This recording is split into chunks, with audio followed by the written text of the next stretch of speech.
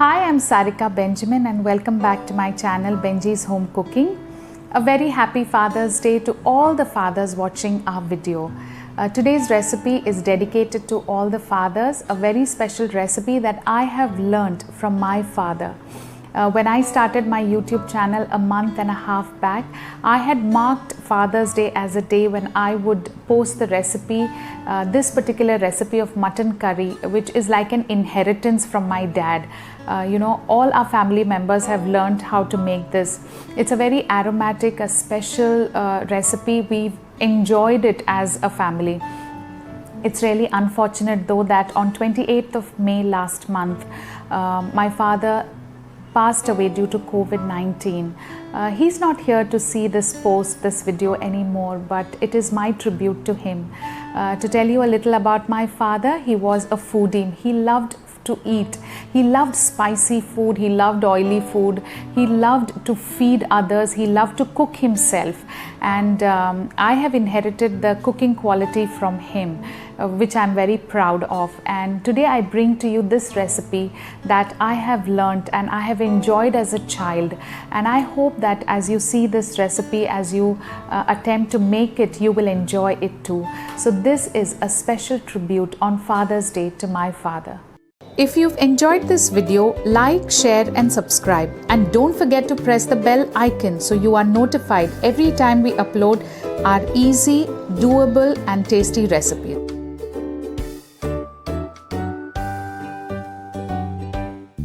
So the main ingredient is mutton. I have taken 1 kg of mutton with bones. Mutton without bones is not flavorful in a curry. I have taken the neck, the shoulder and the chops. This gives a very good flavor to the mutton curry. Now to start with, I've just laid a newspaper because too many ingredients and I don't want to mess up my platform. I have taken about 250 grams of onions or maybe 3 medium size and I have sliced them. About 250 grams of tomatoes as well. These are 3 or 4 medium tomatoes, and we have a handful of coriander leaves. These are washed. 2 tablespoons of ginger and garlic paste.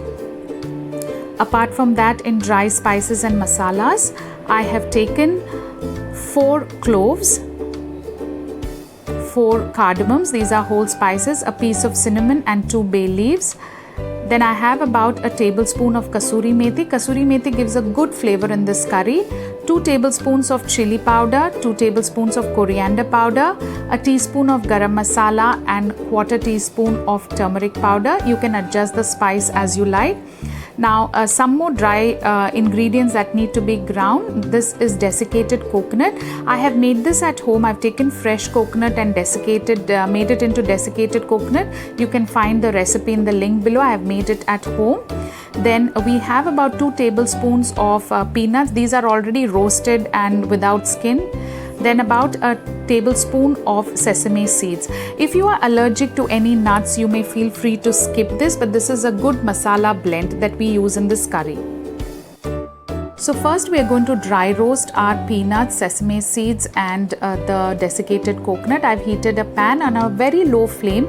We will dry roast the peanuts. We add them first because they take a little longer, followed by the sesame seeds. Make sure that you dry roast all of it on a low flame because we don't want any of it to burn and give a bitter taste. After this, the desiccated coconut, which is already roasted. So we just give it a little heat and we will blend it in a mixie to a fine powder. If you want it in a paste form, you can add a little water while grinding this, but I'm just going to grind it. This masala can be made ahead of time, can be also stored for months together in the refrigerator and used to make different gravies. So I generally make it ahead of time and keep it. Next, we are going to caramelize our onions. For that, I have taken about a teaspoon of oil in the same pan in which we dry roasted our nuts, and then we will put the onions. With constant stirring, we are going to just keep roasting them till they are nice and brown and caramelized. Now this also is a masala that can be made well ahead of time. It can be made and kept for weeks together as a base for any gravy. This stays for long in the refrigerator. So just fry them till they are nice and brown. And while our onions are getting brown, I'm going to just run the cut tomatoes and the coriander into a mixie jar and make it into a fine paste. So this is another base for our gravy. You can see our onions are nice and brown. We don't have to burn them, just be careful, otherwise it will give a bitter taste. Once they are nice and brown, we will cool them and then we will run it into a mixie and make a fine paste. While making the paste, I will be adding a little bit of water. Now I have used the same mixie jar in which I made the peanut and the sesame paste. Now this is how the onions look. You can add a teaspoon of water to enhance the grinding process. I'm going to make this mutton curry in a pressure cooker. So heat the pressure cooker, add oil and the whole spices. If my dad has to make this mutton curry, it used to be with plenty of oil. He must see the oil floating on the mutton curry. In Maharashtra, it is called tari. So that's how he would like it, but I'm not going to use that much of oil. But you feel free to use as much as you like. And once they are well roasted, we will add the caramelized onion paste. So all of the onion paste that we have made, we will add it and saute it. This is already fried onion, so it doesn't take long time, maybe about a minute or two, and you will see oil being released. Following which we will add the 2 tablespoons of ginger garlic paste. Now always keep in mind, when you add ginger garlic paste, keep the flame on low because it sticks quickly to the bottom of the pan. So keep sauteing it. Followed by that, we will be adding our dry spices. Now once again, my dad loved spicy food. It used to be an overload of chili powder. But I have reduced the quantity because my family may not eat that much of chili. But you can add as much as you like.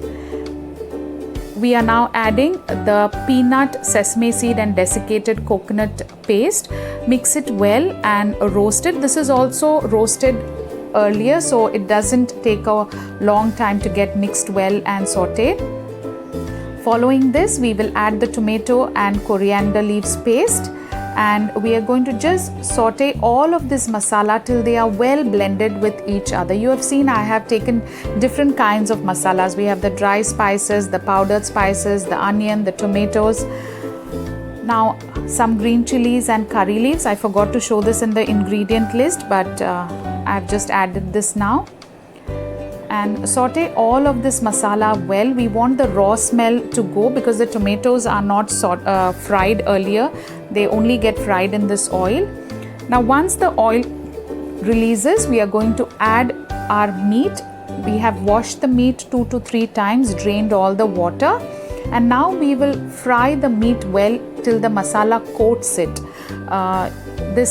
Keep it on a medium flame and keep turning it and roasting it in the masala for about 5 to 7 minutes. This is the key.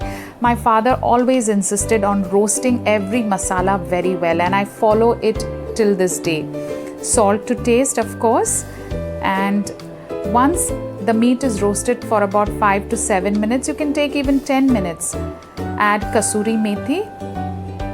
Kasoori methi gives a wonderful flavor to the mutton gravy. You can see all the masalas have released from the bottom. To this, I'm adding about 4 to 5 cups of water.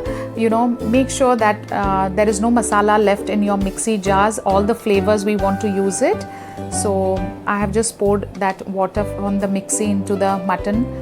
You decide the thickness of the gravy. So I have given about 4 whistles to the mutton.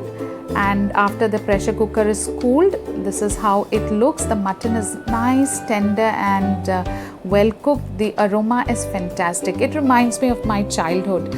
And this recipe, I know how to make it. My sister cooks it very well. Even my brother, my sister-in-law, everybody in the family knows it. This is something that we enjoy and reminds us of our dad. I hope you will try this flavorful recipe that can be eaten with chapatis, pulao or steamed rice. A tribute by me to my father on Father's Day. Do like, share and subscribe and leave your feedback in the comment section. If there is any recipe you would be interested to learn, do let us know in the comment section and we'll try our best to bring it to you.